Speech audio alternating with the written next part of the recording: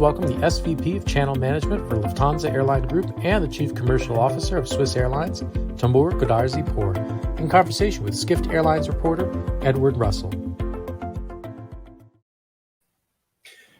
Hello, Tamur. It's a pleasure to have you here today. How are you doing? Hi, Nat. It's good to be back at Skift. Excellent. Well, hopefully we can do this in person next year. Absolutely. So we're here to talk a bit about the international recovery. You in your dual roles with Lufthansa Group and at Swiss have a unique view over a large part of that. Where do you see the recovery today? Well, first of all, I think after the delayed recovery that we've seen during Q2, we were all quite pleased that for Q3, the Lufthansa Group made an EBIT positive result. And we can say that by now the glass is probably half full. About 50% of our passengers you've seen and we have welcomed back on board. So that is a good sign for Q3. And also we saw, of course, the good news of opening of US. That helps us a lot into Q4. Nevertheless, we have to be vigilant. I think we see, of course, the increasing numbers in Europe, COVID related. And so that's something that of course, we're watching very closely. The big question will be, will there be a disentanglement of COVID regulations from actually the pandemic itself? And I think that is the hope that we have, that by now we have more stabilized regulations. Still, they're very diverse and too diverse.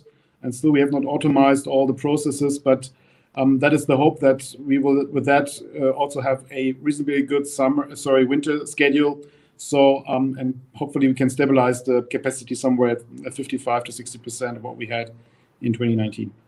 Okay, well, 55. Now, I guess that's across international, of course.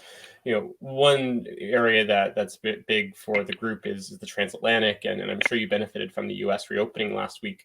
We just had Doug Parker speak earlier about expecting next summer to look a lot like 2019 across the transatlantic. What are you seeing? Are you thinking that it could be a return to 2019 for the group? Well, 2019, I think it's too early. Overarching, we have to look at the different traffic areas. We are planning currently at around 70% of the capacity for the whole of 2022.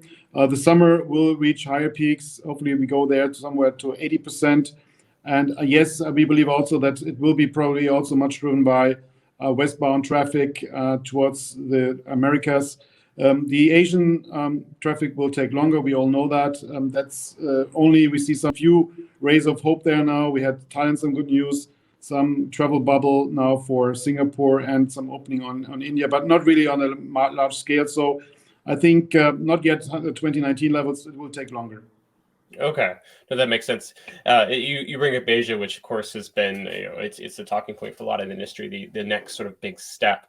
Do you have any idea when we could see maybe China reopening? That's of course the big one out there, but there's Japan and Korea. Any view on if that's going to be a 2022 story or later on? Well, I stopped making now predictions. We're talking about scenarios, but we believe China will take longer, somewhere second half of next year, hopefully. But this really remains, I think, largely a political decision. Oh, for sure. One interesting thing as international travel restarts is sort of the operational side of things, and we don't hear much about that. As you bring back service to some of the destinations that you suspended, I mean, do you see any operational challenges bringing flights back into countries that are cities that were suspended for a while? Well, I think that runs relatively smooth, and we have a great team down there, and also the team preparing it. Our network team is actually very busy on that. So that works, I think, rather well. I think where the challenges are more on the ground in the operations, where we have to deal with all those COVID regulations. Just now, I would say 6-pager that we all have to fill when we want to go to US right now. That makes life hard. And I think that's where the biggest challenge are operationally. Can we handle it now? We have there really a great team also on the ground, but that's a challenge for sure for all of us. For sure. It's interesting you talk about the COVID regulations and the 6-pager that you have to fill in to come to the US. Is that something that you're integrating into the Lufthansa or Swiss apps to try to streamline a bit? Is that a process that you guys are working on? Absolutely. I mean, that's has to be the goal, and that's something we are busy doing. Of course, you have for every country a different passenger locator form, so that makes it not so easy. But we hope that by the next couple of weeks, we will have much more automation of these forms. Still, we keeping actually a very strong triple-digit number of people in Oporto in Portugal, which are actually helping out and actually doing manually. Then, after the customer has uploaded his documents online, we still have a team that is verifying, and hopefully we can automate that step by step, so to be even quicker then and have a full automized process. Wow, that's interesting. You have a whole team that's working on reviewing those documents. That's that automation will probably do wonders to speed that up once you can get that in place. Switching gears a little bit, the Lufthansa Group has had to make some changes during the pandemic, shrink, restructure, and everything. But Swiss, where you're chief commercial officer, underwent a significant restructuring, with the CEO Dieter Franks saying that was due to a structural change in the market. What's the structural change that Swiss is restructuring for? Can you tell us a bit more about that? Well, I think, we're going to be a smaller airline when we come out of the crisis than we have been before. And we are planning to grow into somewhat around 85% of the capacity that we had in 2019. That means we are smaller by about 5 aircraft on the long haul side, about 10 aircraft on the short haul side. So that is, I think, needed because we believe the demand, as I mentioned in the beginning, will take longer to come back. And I think we, as a premium carrier, we want to make sure that we have the optimal also efficiency in the system. And so we're growing step by step. But of course, when I say 85% in 2023, it also means for us that we have to have the flexibility to react in case things turn out better or turn out worse. So that is really important, I think, to have that flexibility to react when you need to. For sure. And you talk about flexibility, and one of the things that we're seeing in Europe, and this is probably affecting Swiss and the broader group, is just the aggressiveness of some of the LCCs there, Ryanair, Wizz Air, EasyJet. How are you reacting to that? I mean, is the flexibility important just to ride that wave, to respond? I mean, tell us a bit more about that. Well, as Swiss, I think we are in a slightly different position also. I think we have a very strong hub, a very high premium hub in Zurich. That helps us a lot, I think. But in Europe, definitely there's competition. Reacting to that, and also we're defending our shares for sure. But we don't do it recklessly, so we really see what makes sense in the medium term. And I think flexibility for me is more driven towards really demand changes and here to react at the right moment in both directions. For sure. And speaking of, you talked about the premium hub there in Zurich and premium airline. Premium leisure travel has been a topic that's been discussed by a lot of airline CEOs in the recent months. Are you seeing the same at Swiss? What are you seeing there? Well, premium leisure has always been a strong segment for Swiss, also before the crisis. So also a large part of our business class or first class travelers are actually premium leisure travelers. And that's something which has been important for us and will be even more important to us. And we're focusing on it even more. We will introduce a new premium economy seat next year. So it's going to come in Q2. And that will also help us on the economy side to upsell. It's going to be a great seat. I believe it's going to be top 3 in the world in terms of the overarching product. So really have high hopes in that, and that we can further build on that very strong premium leisure footprint that we already had before the crisis. So we know how to do it, and that's something we foster even more on. Yeah, that's good to hear. I've heard from several airline CEOs that premium economy is one of the highest margin cabins that they fly. So it'll certainly likely be a great addition to the Swiss operation there for you guys. Yes. So for your role with the group, you cover a lot with distribution and channels. How has the pandemic affected that? Well, it's been a very important experience, I think, in the pandemic, that we have seen that the endeavors that we have started before the crisis, let's take NDC, new distribution capability, that's something we actually have seen increasing even in terms of effects, in terms of results, and we actually doubled down on it. So, but it's not just only NDC. For us, it's actually the whole value chain from inspiration through consideration search to aggregation to placement to payment and as well as fulfillment. And we look at the whole value chain. And I think that is going to be really a big challenge, not only for us, but for the whole industry. We tackle also here the legacy system that we have and to actually create new offers for the customer. It's something that we, I think, all identified that during the crisis in the more digitalized world, in the post-COVID world with new demand patterns of the customers, we will see what will stay and what will what will actually be temporary. But I think that's absolutely important that we all focus on this. And I think we as an industry, we have here still some weightlifting to do in order to become really an industry that does modern airline retailing.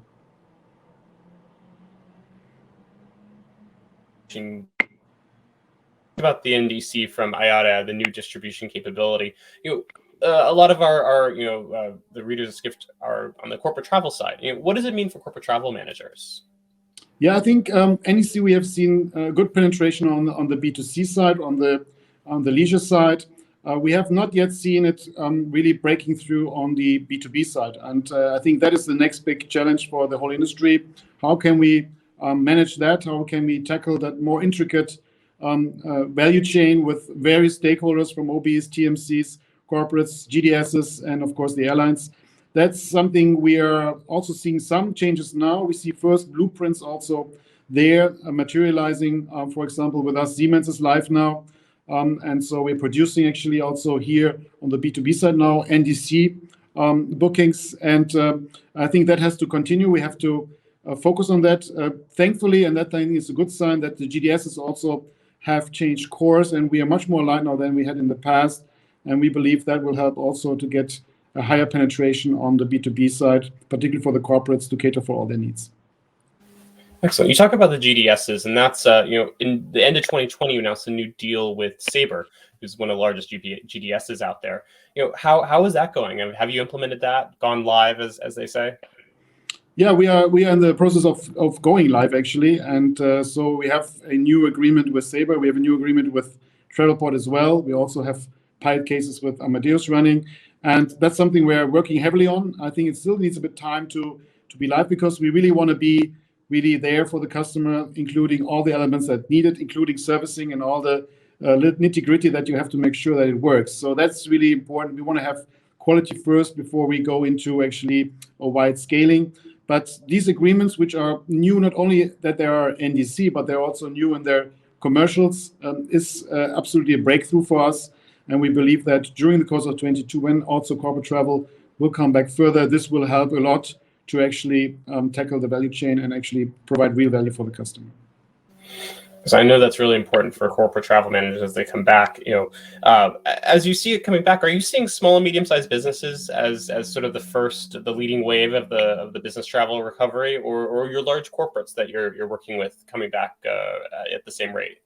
Obviously, we have to look at the corporate world with the different segments, and I think we have to do a bit more differentiation here when we talk about corporates. And indeed, we believe the SME segment will come back first, and we see these signs also.